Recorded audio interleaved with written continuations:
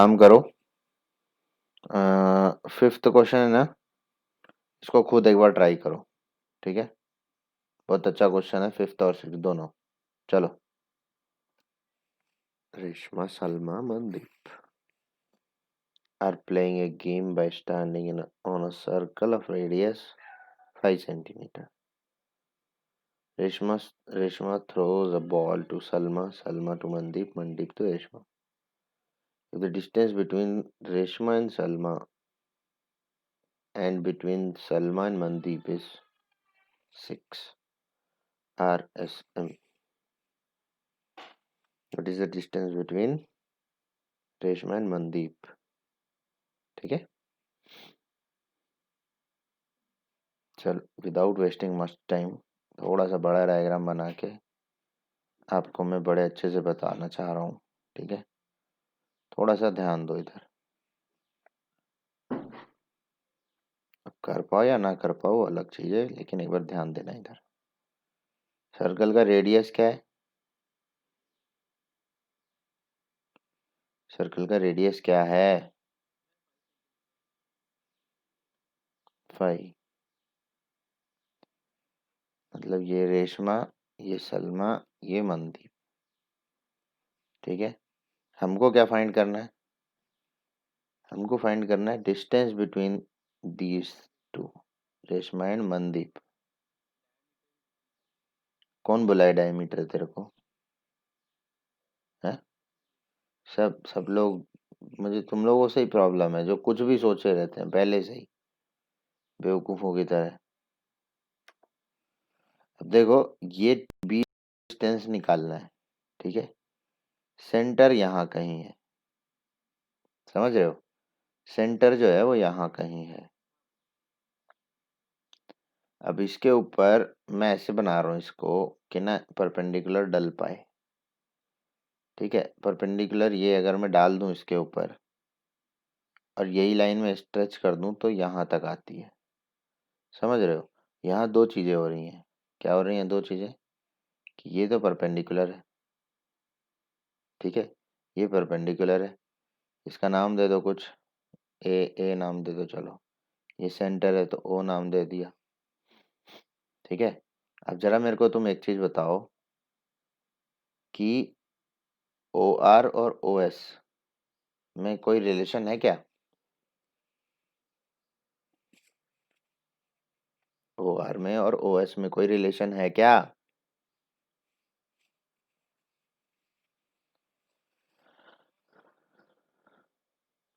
हाँ, दोनों रेडियस है सर्कल के। क्या है दोनों? ओ आर बराबर है ओ एस के, और वो कितना है? 5 सेंटीमीटर है कि नहीं? कोई मेरे को बताएगा आर एस कितना है?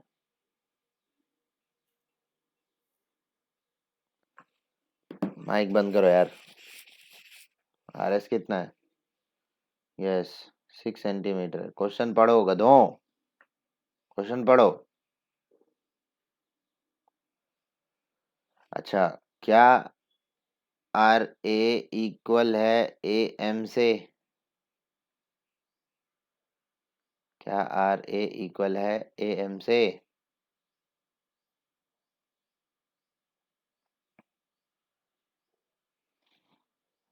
क्यों?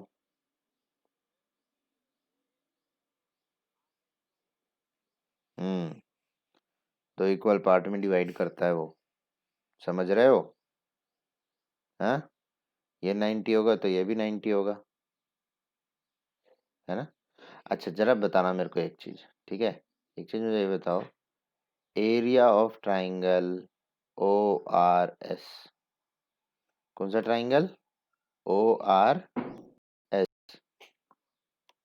बताओ, ओ आर एस ट्राइंगल का एरिया क्या मैं half into R A into O S लिख सकता हूँ क्या?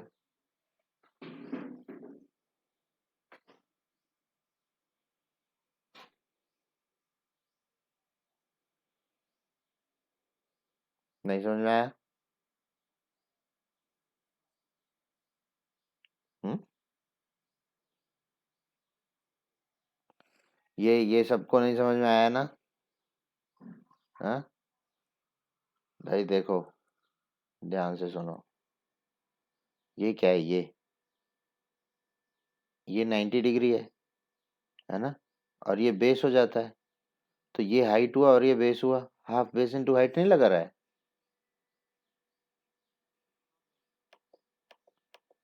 नहीं नहीं नहीं समझ पा रहे हो यार तुम लोग, ये तो छोटी सी चीज है। ऊपर वाला कौन सा? पूरा आएगा ना फिर। अरे भाई ये देखो, इस तरह से है ना? ये परपेंडिकुलर है, तो क्या मैं ये हाइट और ये पूरा का पूरा यहाँ से लेके यहाँ तक बेस है अगर, तो मैं क्या ले रहा हूँ? हाफ हाइट इंटू बेस, यही तो ले रहा हूँ। गलत थोड़ी ना है कुछ इसमें। बोलो बाकी लोग। सोहेल, उसे समझ में भी नहीं आ रहा इसको। सोहेल,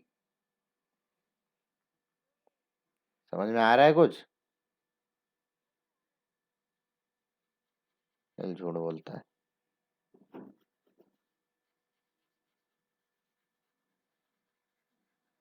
ठीक है, इसका एरिया ये हो गया।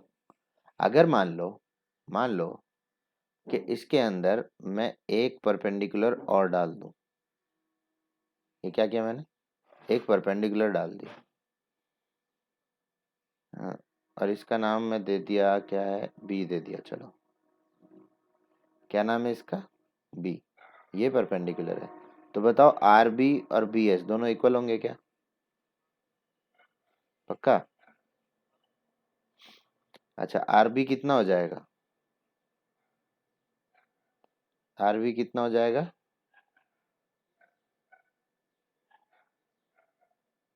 हम्म। आर ओ कितना हो जाएगा?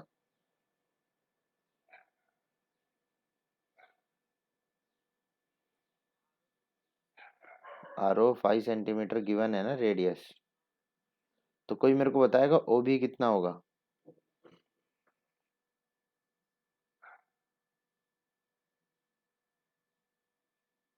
एक राइट एंगल ट्राइंगल में दो साइड पता है, तीसरी निकालनी है, नहीं निकाल सकते क्या? यहाँ पे बैठे आधे लोगों को तो क्लियर समझ में ही नहीं आ रहा हो क्या रहा है ये अचानक से। अरे बेवकूफ हो, इधर सुनो। ये ओ है, ये बी है, ये आर है। आर बी कितना है? 3 सेंटीमीटर। क्यों आधा आधा हो जाता है? पूरा का पूरा आर एस 6 सेंटीमीटर है, एस एम 6 सेंटीमीटर है। ओ आर रेडियस है, ओ आर रेडियस है, तो ये 5 है। तो तो ये बताओ ना, बी ओ कितना हुआ? 4 सेंटीमीटर नहीं हुआ? B O square is equal to 5 centimetre, 5 का स्क्वायर माइनस 3 का स्क्वायर, 25 - 9 16 होता है। 16 का अंडर रूट 4 सेंटीमीटर। बोलो यार, ये तो अब तुम्हें क्या ये सब बताना पड़ेगा क्या अब मुझे? अभी अगर ये ओ बी 4 आ गया है, तो जरा मुझे ये बताओ, इस ट्राइंगल को निकालने के लिए मुझे चाहिए, क्या चाहिए? आर ए चाहिए और ओ एस चाहिए। जरा बताओ मेरे को, दोनों की लेंथ पता है क्या?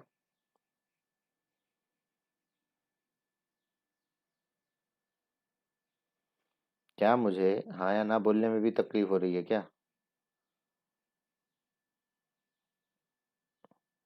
आर ए और ओ एस में,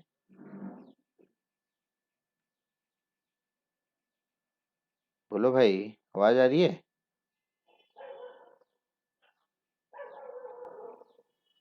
बीच में आवाज नहीं आ रही थी क्या?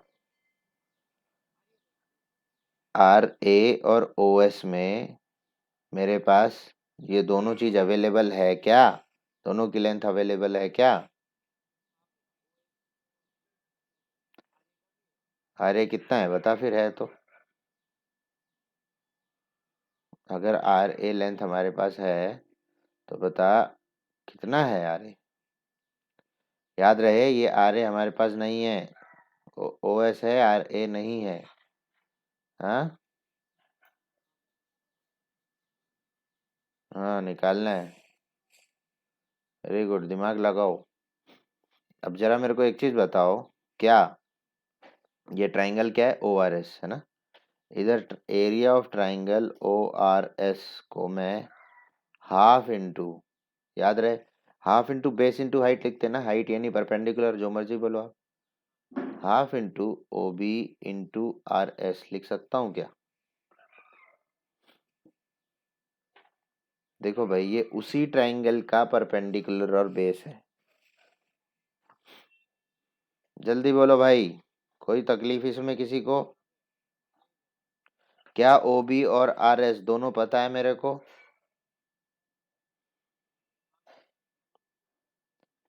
हाफ इंटू ओ बी कितना है, आर एस कितना है, इसको मैं काट दूंगा इससे, कितना आ गया ये, 12 सेंटीमीटर स्क्वायर। एरिया आ गया 12। एरिया जब 12 आ गया है ना, तो इसमें सब्स्टिट्यूट कर दो 12। ठीक है, तो मतलब हो जाएगा ये half into R A into O S बराबर 12। हाफ उस तरफ जाएगा तो 24 हो जाएगा, हाफ राइट हैंड साइड जाएगा तो 12 24 हो जाएगा। आर ए कितना है नहीं पता, ओ एस कितना है 5 बराबर 24।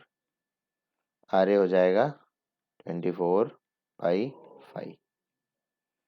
अगर आर ए 24/5 है तो आर एम कितना होगा?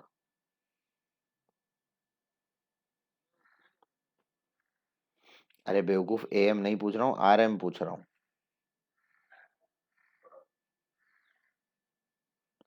आर ए और ए एम इक्वल होगा 48/5, डबल हो जाएगा ना। 24 का डबल क्या होता है? हमें क्या पता करना था? कितना आर ए थोड़ी पता करना था, आर एम पता करना था, distance between Reshma and Salma, sorry Mandeep. तो 48/5 उनके बीच का डिस्टेंस है, कितना आता है ये 9.6। 9.6 सेंटीमीटर क्या है, आर एम आया है। इस क्वेश्चन को जो सॉल्व किया है ना मैंने, एक काम करना, वीडियो डालने के बाद फिर देखना, अगर नहीं समझ में आया हो, क्योंकि आप में से काफ़ी लोगों को नहीं समझ में आया, मुझे पता है। ये है नहीं इतना मुश्किल। मैं एक ही डायग्राम में ट्राइंगल ओ आर एस में घुसा हुआ था बस, और कुछ नहीं कर रहा था मैं। मैंने कुछ खास काम नहीं किया है। समझ में आया? हाँ, इसको एक बार देख लेना, जरूर देखना, क्योंकि कुछ लोगों ने क्वेश्चन ढंग से पढ़ा नहीं, इसलिए परेशान हो रहे हैं फालतू में। क्वेश्चन नंबर 6, इसको तो कम से कम ढंग से पढ़ो। चलो,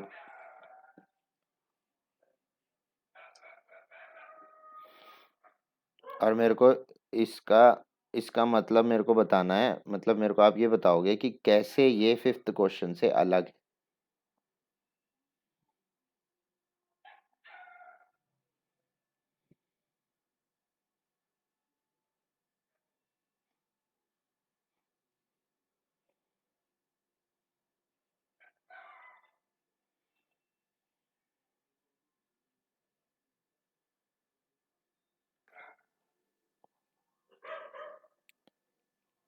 तो जैसा कि बोला गया है कि एक ट्राइंगल, नहीं, एक ट्राइंगुलर पोर्शन है, ठीक है, एक ट्राइंगल है जिस ट्राइंगल में वो बैठे हुए हैं, और ये ट्राइंगल जो है वो सर्कल के अंदर है। क्यों? ट्राइंगल जो है वो सर्कल के अंदर है। हम्म, चलो, ट्राइंगल जो है वो सर्कल के अंदर है, और मैंने बना दिया अंदर। ठीक है, अब एक चीज आपको बतानी थी, ये एग्जाम में क्यों नहीं आता, क्योंकि इसमें एक कॉन्सेप्ट यूज हो रहा है जो कि आपके लेवल से थोड़ा ऊपर है। थोड़ा ऊपर का मतलब आप जानते नहीं हो, तो ऊपर ऊपर कुछ नहीं है। आप इसके उस चीज के बारे में जानते हो, बस ये फर्क है। ये ए है, ठीक है, ए नहीं, क्या क्या नाम है उनके, डेविड है ना एक, तो एक, सही है तो होगा यार।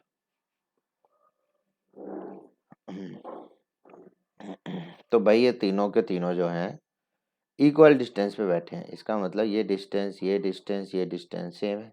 इसका मतलब ये जो ट्राइंगल बन रहा है वो कौन सा है? Equilateral triangle. जब कभी भी एक ट्राइंगल के बाहर सर्कल बनता है, ठीक है, तो इस सर्कल के सेंटर को सरकम सेंटर कहते हैं। क्या कहते हैं? सरकम सेंटर। और जब कभी सर्कल के अंदर, सॉरी, ट्राइंगल के अंदर सर्कल बनता है, तो इस सेंटर को बोलते हैं इन सेंटर। क्या बोलते हैं? लेकिन याद रहे, जब कभी भी ट्राइंगल इक्विलेटरल होता है, तो चार तरह के जो सेंटर होते हैं ना, सरकम सेंटर, ऑर्थो सेंटर, इन सेंटर और सेंट्रॉइड। ठीक है, सरकम सेंटर, ऑर्थो सेंटर, इन सेंटर और सेंट्रॉइड। ये चार तरह के जो सेंटर होते हैं, इसमें अभी ज़्यादा उलझने की जरूरत नहीं है, बस आपको ये दिमाग में रखना है। इक्विलेटरल ट्राइंगल में ये सारे के सारे एक ही पॉइंट पे होते हैं, एक ही जगह पे होते हैं। तो ये जो ओ बना रखा है मैंने, ये एक्चुअल में क्या है? सरकम सेंटर है। लेकिन ये इक्विलेटरल ट्राइंगल होने की वजह से सेंट्रॉइड भी है, ठीक है, इन सेंटर भी है और ऑर्थो सेंटर भी है। लेकिन फिलहाल मेरे को जो जरूरी चीज़ चाहिए वो है सेंट्रॉइड। मुझे ये पता है कि ये सेंट्रॉइड, और सेंट्रॉइड क्या होता है?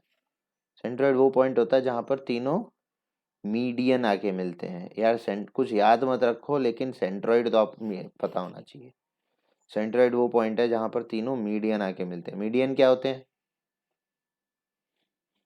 मीडियन क्या होते हैं? बोलो यार, आवाज नहीं आ रही। एंगल बाइसेक्टर होता है बेवकूफ। हाँ, एंगल बाइसेक्टर होता है तो क्या होता है? तीन वर्टेक्स जहाँ पर एक पॉइंट पे जुड़ते हैं। तीन वर्टेक्स जहाँ पर एक पॉइंट पे जुड़ते हैं। अच्छा जी, तीन वर्टेक्स। वर्टेक्स जानता है तो क्या होता है? वर्टेक्स को एक पॉइंट पे जोड़ सकते हैं क्या? तो फिर एक से एक भरे पड़े हैं, एक से एक। इनको मीडियन ही नहीं है, बताओ, हद है यार। एक ट्राइंगल है, ट्राइंगल को दो इक्वल पार्ट में, दो इक्वल एरिया में जो डिवाइड करता है वो, और यहाँ पर दो दो साइड को भी इक्वल पार्ट में डिवाइड करता है ये लाइन, इसे बोलते हैं मीडियन। पूरे ट्राइंगल को इक्वल एरिया में भी डिवाइड कर रहा है, और ये जो लाइन है BD बराबर DC भी कर रहा है। कुछ याद है? याद आया?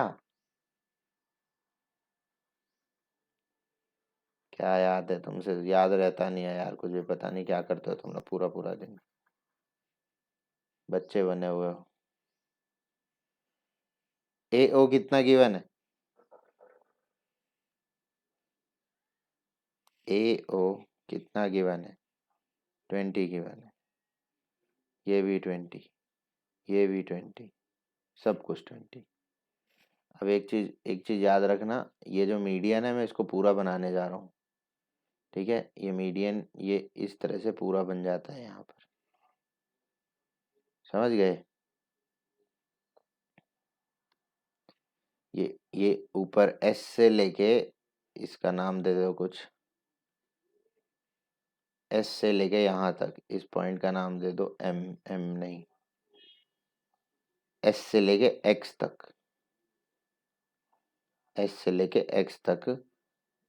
ध्यान से सुनना, ये एक्चुअली आप लोगों को पता नहीं है, लेकिन यहाँ सीखना आपको। ये नहीं कि मुझे पता नहीं है तो मैं नहीं करूँगा। बुक में है तो आ जाएगा क्वेश्चन ABC। क्या क्या याद रखना है आपको? ध्यान से सुनना। सबसे पहली चीज तो आपको क्या पता होना चाहिए कि मीडियन क्या होता है। क्या आप अब बोलोगे मीडियन क्या होता है? जवाब तो यार, जवाब दिया कर। हाँ, ट्राइंगल का एरिया, ट्राइंगल को नहीं, और ये साइड को भी हाफ में डिवाइड करता है। ठीक है, और दूसरी चीज, ये तीनों ही मीडियन जहाँ जाके मिलते हैं उसे क्या बोलते हैं? उसे क्या बोलते हैं? नहीं पता? हाँ, क्या बोला? सेंट्रोइड, हाँ, जहाँ तीनों आगे मिलते हैं उसे बोलते हैं जी, यानी कि सेंट्रोइड। ठीक है। तो सेंट्रोइड है ये, याद रखना। मैंने ये चीज पहले बता रखा है लेकिन मैं फिर बता रहा हूँ, और ये अब नहीं बोलना है आपको। सेंट्रोइड जो है वो मीडियन को, सेंट्रोइड कहाँ है? मीडियन पे है। मीडियन को 1:2:1 के रेशो में डिवाइड करता है। ठीक है। तो देखो ध्यान से, ये आपको एएम, एएम जो है ट्राइंगल में एक लाइन दिख रही होगी जहां पर यहाँ कहीं जी है, यानी सेंट्रोइड है। तो ये जो जी है इस पूरे एएम को 2:1 के रेशो में डिवाइड करेगा। अब आप खुद बताओ, बड़ा कहाँ दिख रहा है आपको? ऊपर वाला पोर्शन, ए जी वाला पोर्शन बड़ा है या जीएम वाला पोर्शन बड़ा है? ए जी, तो ये 2 रेशो होगा ऊपर वाला, और ये 1 रेशो होगा नीचे वाला। क्या इतनी बात समझ में आई क्या? ये याद रखना, जैसे ये क्या है, बी ई, ये पॉइंट क्या है, ये पॉइंट है जी। तो बी ई जो है इसको जी, यानी कि सेंट्रोइड जो है पूरे बीई को, पूरे मीडियन को कौन से रेशो में डिवाइड करेगा? 2:1। याद रहे, 2:1। अब जरा मुझे बताओ कि एस एक्स एक मीडियन है, एस एक्स एक मीडियन है। ठीक है। अब आप बताओ ये चीज कि अगर ये लाइन 20 है, एस ओ, तो मुझे बताओ ओ एक्स कितना होगा?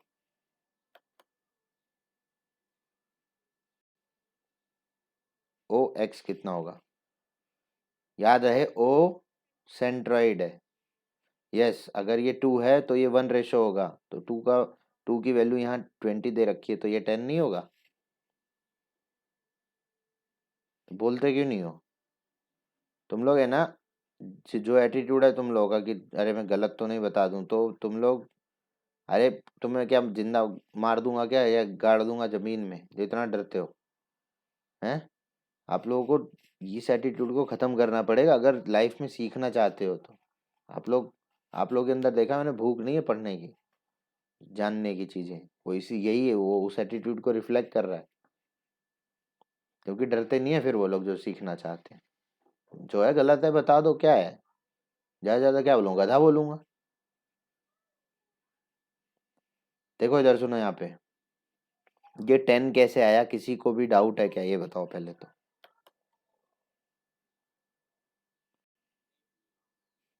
क्लियर हो गया ना? 10।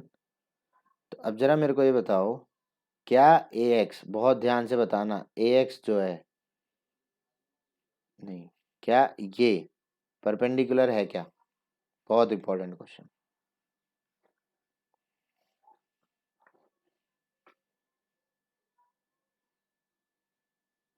बहुत ही इंपॉर्टेंट क्वेश्चन है कि क्या एस एक्स परपेंडिकुलर है ए डी के?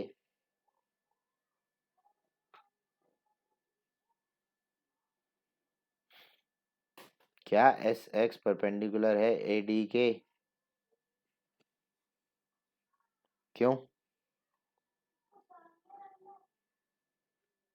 बोलना, अभी हाँ बोल रहा था, बोलता क्यों नहीं है? अभी बोल रहा हूँ कि डरते हो, एक और है बेवकूफ। बोल, इसलिए मेरे को ये लगता है, बस बात खत्म। बोल। अरे कैसे? क्या रीजन की वजह से तुझे ऐसा लगता है? क्यों नहीं पता तो क्या पता, मतलब रट्टा थोड़ी मार रहे हो।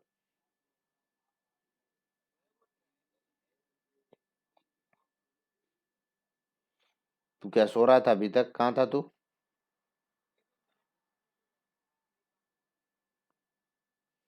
ये परपेंडिकुलर है। क्वेश्चन पूछ रहा हूँ, क्या एस एक्स परपेंडिकुलर है ए डी के? क्या है क्या? कौन है ये? हाँ, क्यों है?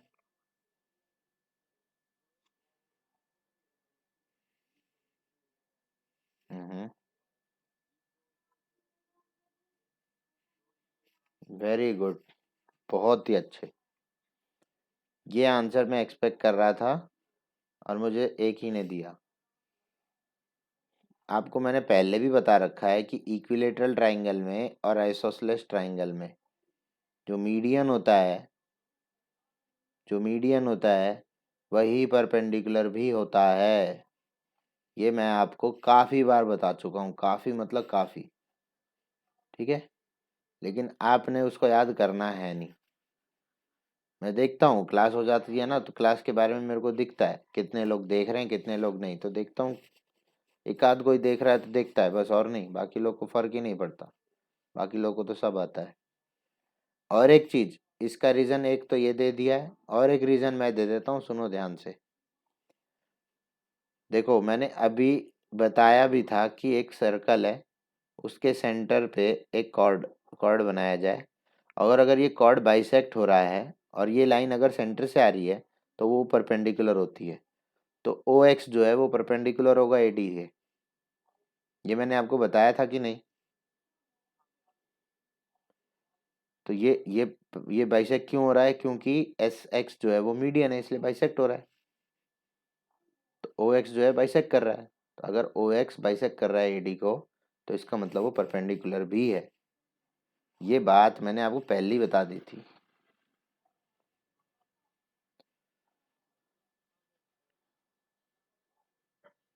अब जरा मेरे को एक चीज बताओ कि ए डी की लेंथ मैंने ए ले रखी है ना, ये देखो ए, ए, ए डी की लेंथ क्या ले रखा है मैंने? ए।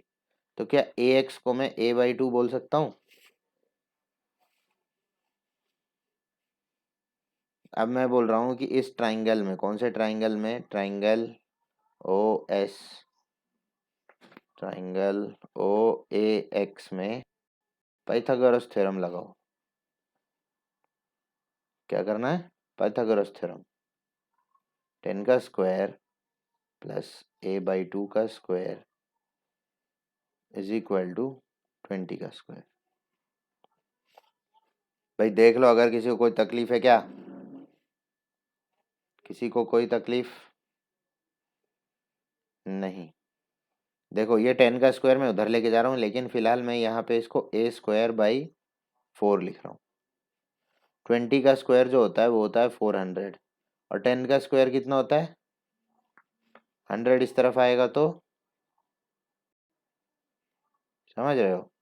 ए स्क्वायर आ गया 300 इंटू 4, यही आया ना?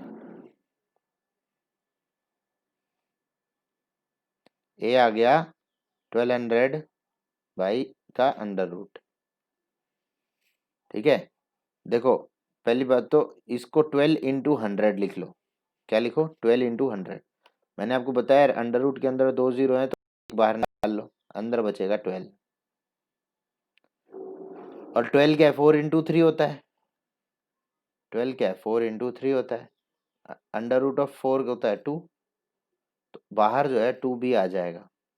2, जो ये बचेगा 20 रूट 3। क्या बच रहा है? 20 रूट 3। तो क्या है ये? ए आ गया 20 रूट 3। ए यानी कि ए डी। ए डी कितना है? 20 रूट 3। क्या हमें यही डिस्टेंस पता करना था? क्या हमें दोनों के बीच का डिस्टेंस पता करना था ना? बोलो अब। ये दो क्वेश्चन थोड़े से टेढ़े से दिखते हैं, लेकिन मैं आपको सही बता रहा हूँ, इस क्लास के बाद इन दोनों क्वेश्चन को पक्का देखना एक बार, पक्का मतलब पक्का। और अगर आप ये कर पाओ तो बड़ा अच्छा होगा। एक मिनट। गुड़िया तू अभी भी दे सकती है उसको, ठीक है? अभी भी दे सकती है तू। हाँ? अभी भी दे सकती है तू। हाँ तो वो बोल रहे हैं कि चाय पीने के 1 घंटे बाद खाऊंगा। चलो क्या है, अब अगली एक्सरसाइज शुरू करते हैं। यस, यहाँ से चीज़ें बड़ी मज़ेदार होंगी, बहुत इंपॉर्टेंट हो जाएंगी बल्कि, और आपको समझ में भी आएंगे। इतनी ऐसा जैसा क्वेश्चन है ये थोड़ा सा है, थोड़ा अजीब सा है, ठीक है, ऐसे क्वेश्चन नहीं होंगे। Angle subtended by an arc at the center is double the angle subtended by it at any point on the remaining part of the circle। यहाँ से मैं कुछ चीज़ें आपको कराऊंगा, ठीक है। चलो, प्योरली मैं करा रहा हूँ ये, ठीक है, इसलिए आपका सारा ध्यान स्क्रीन पर, आपका सारा ध्यान स्क्रीन पर, ध्यान देंगे सभी लोग। याद रखना, क्या याद रखना है कि अगर ये एक, क्या है ये, कॉर्ड, ये एक कॉर्ड है ए बी, ठीक है। जब कभी भी आपने क्या किया, ऐसे करके एक एंगल बनाया, समझ रहे हो, आपने क्या किया, ऐसे करके एक एंगल बना दिया। अब बिल्कुल वही ए बी ने यहाँ भी एक एंगल बना दिया, ठीक है। इस ए बी ने यहाँ भी एक एंगल बना दिया, इस ए बी ने यहाँ भी एक एंगल बना दिया, ठीक है। इस ए बी ने यहाँ भी एक एंगल बना दिया,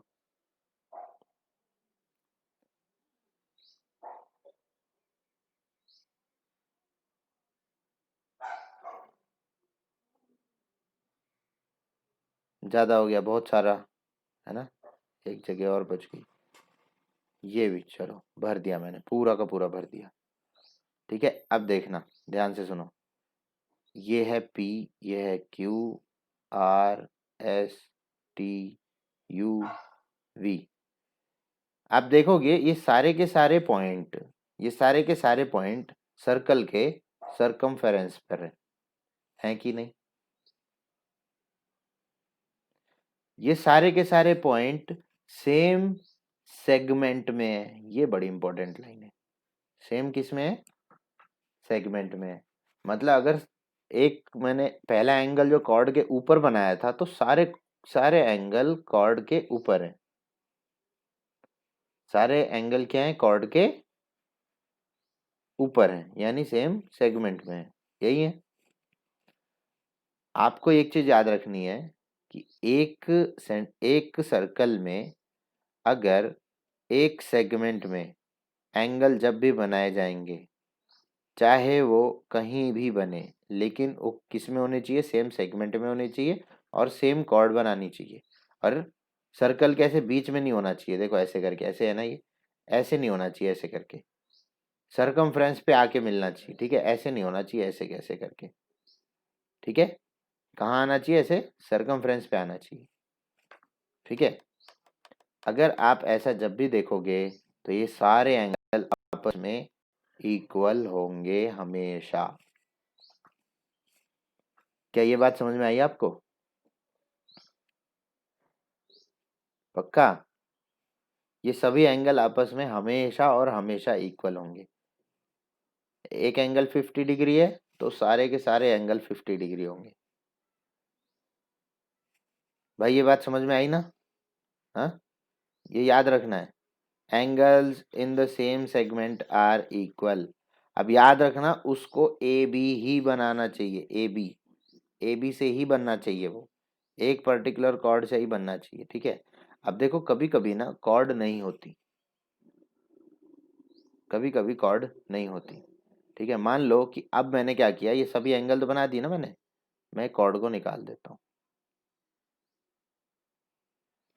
अब एंगल कौन बना रहा है, अब एंगल कौन बना रहा है, तो बुक वाला कहता है अब एंगल जो बना रहा है वो ये आर्क बना रहा है, ए बी आर्क जो है इसको बना रहा है, समझ में आ रहा है। तो आप जब भी देखना, जब कभी भी आर्क एंगल बनाए वो सेम ही होता है कॉर्ड के। कैसे, उस आर्क को अगर ऐसे करके जोड़ दोगे तो क्या बन गया, कॉर्ड बन गया, है ना। ये जो लाइन बनाई मैंने, ये क्या बन गया? आर्क बन, कॉर्ड बन गया। तो आर्क बोले कॉर्ड बोले एक ही बात है। एंगल या कॉर्ड बनाए या एंगल चाहे आर्क बनाए, बात एक ही है। समझ गए?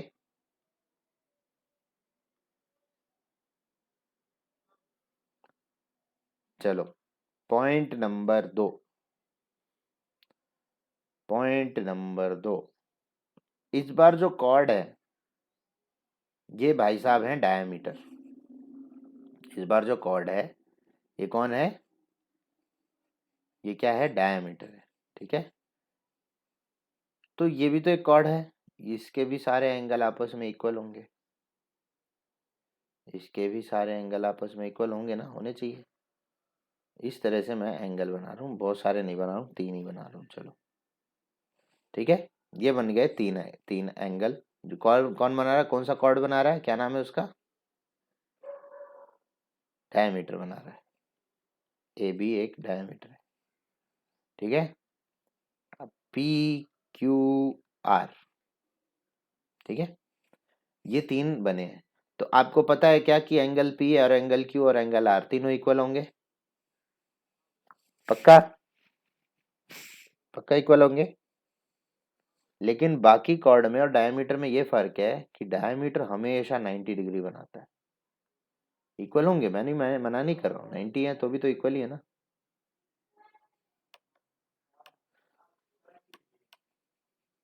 तो ये जो बनाएगा एंगल इक्वल तो बनाएगा ही बनाएगा, लेकिन अकेला डायमीटर ही एक ऐसा अलग बोल सकते हो एक्सेप्शन है कि वो 90 डिग्री बनाता है। बाकी सब कॉर्ड इक्वल बनाएंगे लेकिन 90 डिग्री नहीं बनाएंगे। ठीक है, सिर्फ कौन बनाएगा 90 डिग्री? डायमीटर। ठीक है, डायमीटर 90 डिग्री बनाएगा। ये हो गया पॉइंट नंबर 2।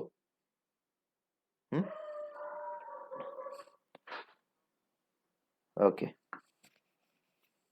अब याद रखना कि आपको ये याद रखना है कि जो नीचे वाली लाइन है ना, इसको हटा दिया। अब आपको ये याद रखना है कि अगर मैं यहाँ पर एंगल्स बनाना शुरू कर दूं नीचे, ध्यान देना, हाँ ध्यान देना, ये मैंने बना दिए एंगल नीचे, और उतने नहीं बनाऊंगा जितने ऊपर बना रखे हैं, ऐसी 2-3 बना देता हूँ बस। तो ध्यान से अगर आप देख रहे हो तो ये नीचे भी एंगल बन रहे हैं, एंगल जो है वो नीचे भी बन रहे हैं। और नीचे जो है ये एक एंगल है, ये एक एंगल है और ये एक एंगल है। कितने एंगल है? 3। ठीक है, मैं एक्स वाई जेड नाम दे रहा हूँ। ठीक है, तो याद रहे, क्या ये एक्स एंगल पी एंगल के इक्वल होगा क्या?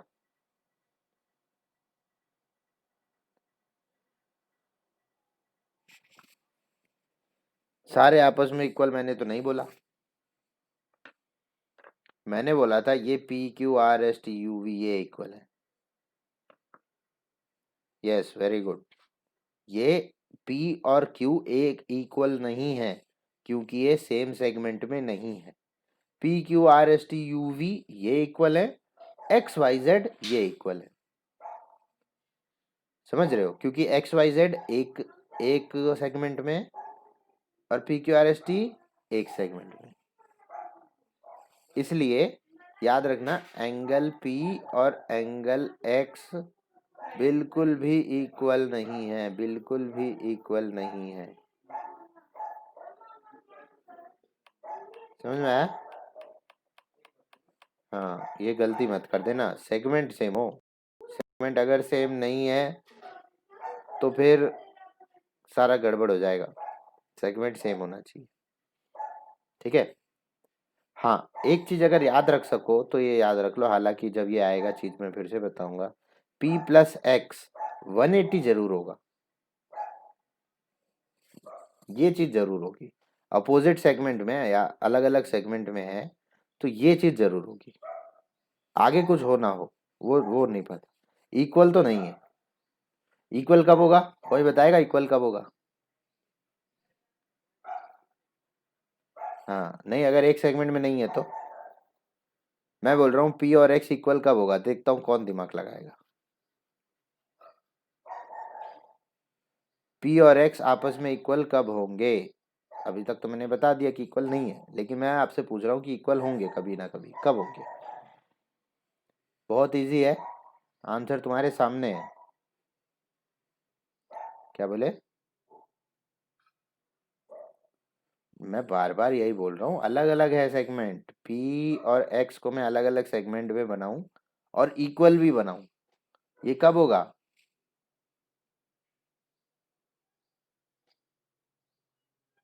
आंसर तुम्हारे सामने ही है। सुनो इधर, जब वो लाइन डायमीटर से बनेगी। अरे डायमीटर जो है वो ऊपर कुछ एंगल बना रहा है। ये सोहेल क्लास में है? आवाज नहीं आ रही तेरी? चलो, ऊपर भी बन गया, नीचे भी बन गया। अगर मैं सर्कल को घुमा दूं, जरा मेरे को एक चीज बताना, आप सभी लोग एक चीज बताओ, क्या ये एंगल 90 नहीं होंगे? अब आप बोलोगे क्यों? भाई एक चीज मुझे बताओ, ये जो एंगल बन रहा है, ये एक्स वाई जेड, नहीं, ये जो एंगल बन रहा है ए बी सी, ये जो एबीसी एंगल बन रहा है, जरा मेरे को ये बताओ, क्या डायमीटर बना रहा है इन एबीसी को? एबीसी एंगल डायमीटर से बन रहा है क्या? जैसे पी क्यू आर डायमीटर ने बनाया था, भाई वैसे ही एबीसी भी तो डायमीटर ने ही बनाया था, और जब डायमीटर ने बनाया तो वो 90 बनेगा। तो याद रखना, डायमीटर जब एंगल बनाता है तो ऊपर भी 90 बनाता है, नीचे भी 90 बनाता है। तो अब देखो, क्या P प्लस ए, एंगल P प्लस ए बराबर 180 सेटिस्फाई हो रहा है क्या? है ना? तो भाई ये चीज दिमाग में रखो कि जब 90 डिग्री या फिर जब डायमीटर एंगल बनाएगा तो दोनों सेगमेंट में एंगल इक्वल बनाएगा। उसकी मजबूरी हो गई है दोनों में इक्वल बनाना, क्योंकि वो 90 बना रहा है। बड़े आराम से पढ़ा रहा हूँ, इतना आराम से मैंने कभी नहीं पढ़ाया ये सब चीज़ें, किसी भी क्लास को नहीं पढ़ाई है। चलेगी क्या ये बात? हम्म। अब एक बहुत इम्पोर्टेंट जानकारी आपको मैं दे रहा हूँ, और ये आपके एग्ज़ाम में बहुत इम्पोर्टेंट है। ये है एक सर्कल, ठीक है? ध्यान देना, एक पॉइंट ये है, एक पॉइंट ये है, ये पॉइंट है ए, ये पॉइंट है बी, ठीक है? ये जो है यहाँ से एक कोई एंगल बना रहा है, ठीक है? और ये सेंटर पे यहाँ कहीं मिल रहा है, ठीक है? ये क्या है? ये है सेंटर, ये क्या है? ये है एम, ठीक है?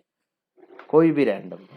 अब देखो, मैं क्या बोल रहा था, पहले भी बोला था, ये एंगल है, ये आर्क ए बी बना रहा है, या तो आप ऐसे इसको पढ़ लो, या तो आप इसको ऐसे भी जानते हो, अगर मैं ए बी को जोड़ दूंगा तो वो हमेशा एक कॉर्ड ही बनेगा। अब आपकी मर्जी है, उसको आर्क बोलो या कॉर्ड बोलो, वो आपकी मर्जी। ये बात क्लियर है क्या? क्योंकि पढ़ाया जाता है कॉर्ड, और एग्जाम बुक में जो वर्डिंग यूज करता है वो आर्क बोलता है, इसलिए आर्क या कॉर्ड बात एक ही है। एंगल बनाते समय याद रहे, एंगल बनाते समय आर्क या कॉर्ड एक ही है। यहाँ ए बी को जोड़ दूंगा तो वो कॉर्ड बन जाएगा, और नहीं तो ये जो गोला वाला पोर्शन है ए बी का, ये क्या है? ये आर्क है। सुनो भाई, अब अगली प्रॉपर्टी क्या है, अगर मैं इसको मिला दूं इस तरह से, तो यही ए बी आर्क या ए बी कॉर्ड आपस में एंगल बना रहे हैं। एक एंगल बन रहा है सेंटर पे, और एक एंगल बन रहा है सर्कल पे, यही बन रहा है ना? तो याद रखें कि सर्कल पे एंगल अगर x डिग्री या कुछ भी बनेगा ना, सेंटर पे हमेशा उसका डबल बनेगा, सेंटर पे हमेशा उसका डबल बनेगा।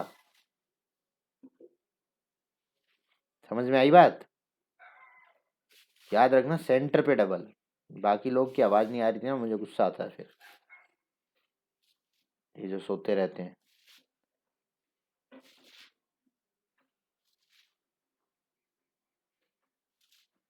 सो रहा है तू?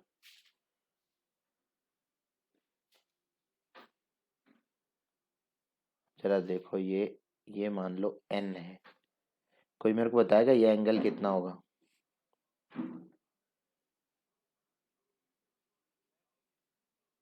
यस, x होगा। क्यों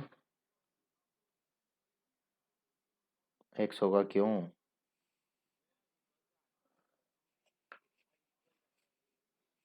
सेगमेंट, एक सेगमेंट में है तो सारे एंगल इक्वल होते हैं, तो ये x है तो ये भी x होगा, होगा ना?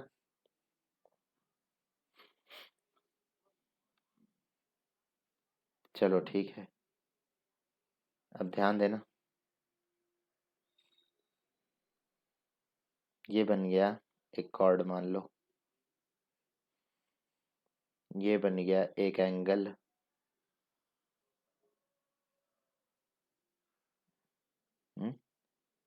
ये बन गया सेंटर पे।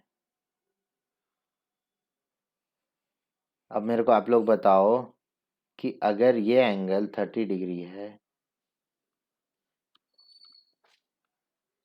तो एंगल AOB कितना होगा?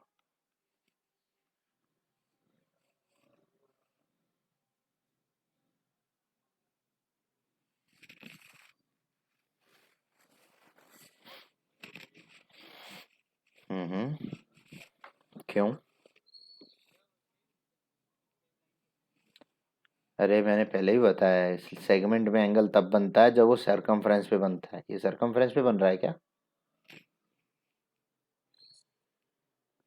तो कितना होगा ये? अरे भाई अभी अभी नहीं बताया कि अगर सरकमफ्रेंस पे एंगल x बनेगा तो सेंटर पे डबल बनता है, तो ये 60 डिग्री। लेकिन आपके दिमाग में क्लिक क्यों नहीं हुआ पता है? क्योंकि डायग्राम मैंने ऐसा नहीं बनाया था। डायग्राम में ऐसा बनाता तब आप फटाफट बता पाते, ठीक है? लेकिन जरा मुझे ये बताओ, क्या ये एंगल P और ये एंगल Q, P और Q एंगल इक्वल हैं क्या? क्या ये एंगल भी 30 डिग्री है क्या? हाँ भाई, ये एंगल भी 30 डिग्री है। ये एंगल 30 डिग्री क्यों है? सेम सेगमेंट में बन रहे हैं और सेम कॉर्ड बना रहा है उनको।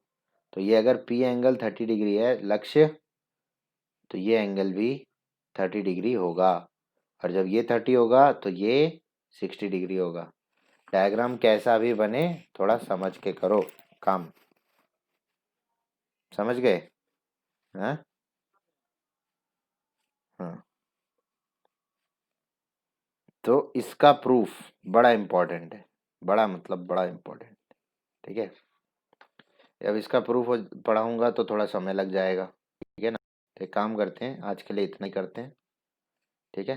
कल कल मिलेंगे हम सुबह इसी टाइम पे, ठीक है ना? सेम टाइम आज की क्लास की तरह। इसका प्रूफ मैं बताऊंगा और एग्जाम में इसका प्रूफ 100% आपके एग्जाम में आ रहा है, मैं आज ही बता दे रहा हूँ, ठीक है? इस पूरे में 4 प्रूफ हैं जो बहुत ही इंपॉर्टेंट है। सबसे पहला प्रूफ है, क्या है ये? क्या है? Mid point theorem. Proof number 2 is something which is not in your syllabus. एक प्रूफ था उसका, area of parallelogram and triangle का, जो कि सिलेबस में नहीं है। चौथा थ्योरम, मतलब ये 4 थ्योरम है जो एग्जाम में पक्का आती है, ठीक है? अगला है एंगल सम प्रॉपर्टी। कौन से चैप्टर में है ये? Lines and angles.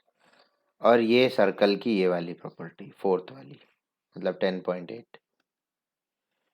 गारंटी है मतलब गारंटी। आज मैं देखो यहाँ लिख रहा हूँ, यहाँ लिख के मैंने बता दिया इसमें से 2 नहीं तो 1 100% फाइनल एग्जाम हो या जो मर्जी एग्जाम हो, आना ही आना है 100%। ठीक है, 100% लगा रहा हूँ। अगर आप ये पढ़ के नहीं जा रहे हो तो आप मान के चलो कि आप पेपर 100 का नहीं लिखने जा रहे हो, आप 97 का लिखने जा रहे हो बस।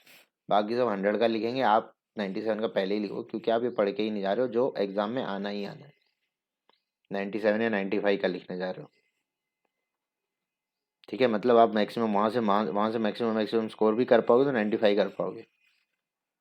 तो याद रखना ये चारों चीजें, ये आपको करके जाना है एग्जाम से पहले। चारों मतलब ये तो नहीं कर पाओगे, तीनों चीजें। ठीक है।